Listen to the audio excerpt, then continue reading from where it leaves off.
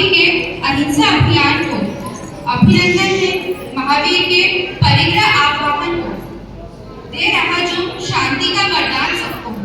वंदन है महावीर के जीवन महान को, वंदन है महावीर के जीवन महान को। गुरुदेव के चरणों में वंदन नमन। यहाँ उपस्थित सभी साधार्मिक बंधुओं को मेरा सादर प्रणाम। सभी तपस्वियों की सुख साधना पूछते हुए उनके तप की अनुमोदना करती हूँ। आज मैं आप सभी को महावीर के युग में ले जाना चाहती हूँ। हमारे आज के प्रोग्राम का नाम ही है आओ चले महावीर के युग में। हम सभी प्रभु महावीर के ही अनुयायी हैं। इन बच्चों के माध्यम से मैं आपको उनके परिवार और दीक्षित होने के बाद महसूस करवाना चाहती हूँ। आइए मिलते हैं सबसे पहले आपको उनकी माता कृष्णा से मिलवाते हैं। कैसे उन्हें 14 स्वप्न आए और उन्होंने क्या महसूस किया। अरे वाह, मुझे दिव्य 14 स्वप्न आए हैं। जरूर मेरे घर में कोई दिव्य प्राणी होगा। अरे अभी तो बैठ जा मेरी माँ। नहीं लाई। अरे मेरे पुत्र ने हलचल क्यों बंद कर दी? कहीं उसने कुछ हो तो नहीं करा? भगवान गर्भ से ही 3 ज्ञान के धनी थे। ज्ञान से उन्होंने देखा कि मेरे हलन चलन बंद कर देने से मेरी माता चिंतित है, तो उन्होंने पैर का अंगूठा हिलाकर उनकी चिंता दूर कर दी। जितनी माता खुश थी उतनी ही खुशी पिता राजा सिद्धार्थ को भी थी। ऐसे दिव्य पुत्र की प्राप्ति भगवान के जन्म के 12 दिन बाद उनका नाम रखा गया। ओ भाग्य मिले जो मुझे ऐसे पुत्र रत्न की प्राप्ति हुई है, जिसके गर्भ में आने मात्र से ही पूरे राज्य में धन धान्य की वृद्धि हुई है। इसीलिए हम इसका नाम वर्धमान रखते हैं। ये तो माता पिता की बात है। अब मैं आपको भगवान के उस रूप से महसूस करवाना चाहती हूँ, कैसे वो अपने परिवार के प्रति समर्पित थे। जब वो गर्भ में थे तो उन्हें क्या विचार आया, कैसे उन्होंने अपने माता पिता का ध्यान रखा।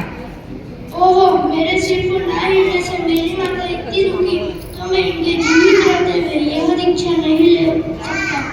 जब यौवन में आए तब उनकी शादी की बात चली। मन में वैराग्य था, फिर क्यों शादी करी।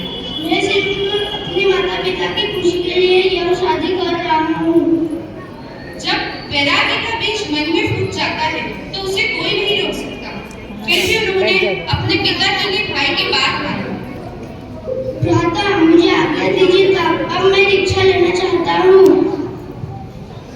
अब हम जानते हैं कि 2 भाई के बीच में कितना अटूट प्रेम था। कैसे नंदीवर्धन ने अपना वात्सल्य जाहिर किया। भाई, अभी मैं तुम्हें कहीं नहीं जाने दे सकता, क्योंकि मैं अभी अपने माता पिता की मृत्यु के शोक से बाहर नहीं आ पा रहा हूँ। मैं अभी तुम्हें कहीं नहीं जाने दे सकता। तुम 2 साल बाद दीक्षा लेना। अंततः उन्होंने गृहस्थ का त्याग कर ही दिया और संसार का कल्याण किया। 2 साल क्यों न हुआ, मुझे आज्ञा दीजिए ताकि मैं यह संसार का त्याग कर सकूं और अपनी आत्मा का कल्याण कर सकूं। आज तक हम सबने ये सुना और जाना, पर कभी भी किसी नाटक मंचन में उनकी पत्नी यशोदा की पीड़ा नहीं बताई। ये नहीं बताया कि उनका क्या हुआ। आज हम उनकी पत्नी की विरह की पीड़ा सुनते हैं। अरे स्वामी, मुझे छोड़कर क्यों जा रहे हैं? आपके बिना मैं कैसे रहूं? कैसे सहन करूं यह? महल में रहते हुए भी कैसे उन्होंने अपने पति का साथ दिया। मेरे स्वामी जंगल में कैसे रहते हैं? कैसा खाना खाते हैं? मैं मेरे स्वामी कैसे सोते होंगे? मैं मेरे स्वयं का त्याग करूंगी।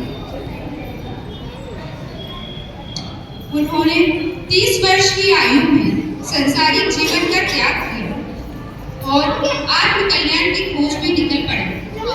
12 वर्ष की कठोर मौन तपस्या के बाद उन्हें केवल ज्ञान प्राप्त हुआ।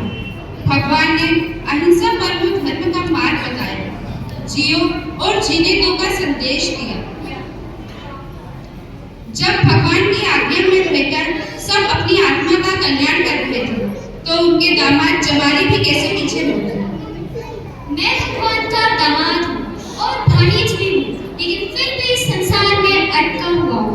संसार आसार है। भगवान के पास दीक्षित तो हुए, लेकिन 500 साधुओं के साथ उन्होंने अपना मार्ग अलग कर लिया और वो निम्न कहलाए। भगवान के वचन चलमाने चलिए कमाने कड़े, यह निरर्थक है।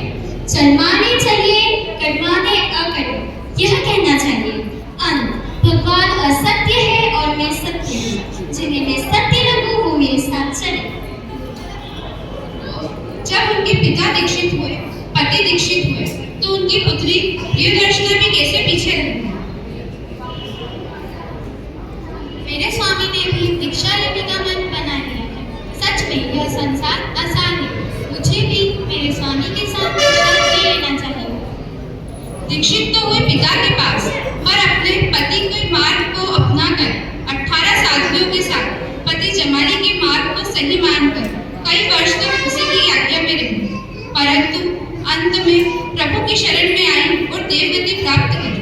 मैं कितनी बड़ी पापी हूँ। इतने वर्ष तक मैंने प्रभु की वाणी को असत्य माना। मुझे प्रभु के समीप जा उनसे क्षमा मांगनी चाहिए और उनकी आज्ञा में रहकर अपनी आत्मा को शुद्ध करना चाहिए। तभी मैं परम सुख को प्राप्त करूँगी। अब हम जानते हैं उनकी प्रथम शिष्य चंदनबाला के बारे में। कैसे उसने भगवान के 5 महीने और 25 दिन के उपवास का पालना कराया, किस मनोभाव से उसने संसार का त्याग किया। कैसा जीवन मेरा, मैं कैसी अभागी हूँ। मेरा जन्म राजमहल में हुआ और मैं बाजार में बिकी। एक पिता तुल्य सेठ ने खरीदा। पर किस्मत देखो, शिटानी ने मुझे हाथ पैर में बेरी डलवा दी, सिर मुड़वा दिया, खाने को ये उड़द के पापड़े दे दिए। और तो और आज भगवान मेरे द्वार आकर लौट गए। ये संसार आसान है, मुझे इसका त्याग देना है। अब मैं आपको मिलवाती हूँ अर्जुन माली से। यक्ष ने कैसे अर्जुन माली के शरीर पर अपना आधिपत्य जमा कर रखा हुआ है। मैं उत्कर पानी यक्ष, इसके शरीर का मालिक हूँ। रोज 6 पुरुष एक स्त्री की हत्या करता हूँ। आज मैं तुम्हें मारकर अपना प्रण पूरा करूँगा। सिर्फ प्रभु का नाम सुनकर ही अर्जुन माली यक्ष मुक्त हुआ और बिना नहाए ही मोक्ष में गया। जिस महावीर स्वामी के नाम मात्र से ही मेरा शरीर यक्ष मुक्त हुआ, तो उनके पास जाकर अपने सारे पापों का प्रायश्चित लेकर अपनी आत्मा पर कल्याण कर परम सुख को प्राप्त करना चाहिए। अगर हम मन में ठान लें तो कुछ भी कर सकते हैं। कुछ ऐसी ही सोच के साथ सुदर्शन से अपने आराध्य प्रभु के दर्शन के लिए निकले। भगवान महावीर के दर्शन के लिए मुझे जाना चाहिए, चाहे वो अर्जुन माली मेरे प्राण ही क्यों न ले ले। अगर मर गया तो सभी चीजों का त्याग करता हूँ, और अगर जीवन बच गया तो भगवान के पास जाकर दीक्षा ले लूंगा। सिर्फ प्रभु को सच्चे मन से याद किया और उसने खुद पर आई विपत्ति दूर कर और अर्जुन माली का भी भला किया। हे अर्जुन, तुम फिर से मनुष्य बन गए हो। चलो, मैं तुम्हें परम उपकारी भगवान महावीर के दर्शन के लिए चलता हूँ। हम दोनों ही वहाँ जाकर दीक्षा ले लेंगे। कुछ ऐसे ही कर्म होते हैं जिनका फल प्राप्त होकर ही रहता है। ऐसे ही हमारे आदमी जो किसी के प्रथम तीर्थंकर भी खुद अपने कर्म की दशा नहीं बदल पाए। इस जन्म में पहले खुद धर्म के अनुयायी बने, फिर प्रभु की शरण में आए। राजा श्री भगवान के उपाय लगाने के बाद भी उसे पूरा नहीं कर पाए और नरक गति को ही प्राप्त हुआ। भगवान ने इतने सरल उपाय बताए, मेरे नरक गति से कर लेंगे। इन्हें तो मैं यूं ही करना। अरे इतने अच्छे नाम, इन्हें आज लेकर लेता हूँ। नवकाशी कर दादी को भगवान के दर्शन के लिए ले जाऊँ। अगर वे नहीं माने तो कपिलदासी के हाथों करवा दूंगा। अगर वे भी नहीं माने तो कल्लू मुसाई को कोठरी में कैद कर दूंगा, ताकि वो पाड़ी भी ना मार सके। इनमें से कोई भी उपाय करके मैं अपने नरक गति से चल जाऊंगा। इन सभी ख्याति प्राप्त लोगों के बारे में आपने सुन भी रखा है और पढ़ भी रखा है। मैंने एक छोटा सा प्रयास किया कि आप लोगों को इनके चरित्र की खासियत बताने का और पाठशाला के बच्चों को किरदार के माध्यम से इनके बारे में अवगत कराने का। अब माता कृष्णा की भूमिका में थी अन्वी पटवा, राजा सिद्धार्थ की कर्म जैन, यम महावीर नैतिक जैन, भाई नंदीवर्धन गोरल पटवा, नैतिक और गोरल समाज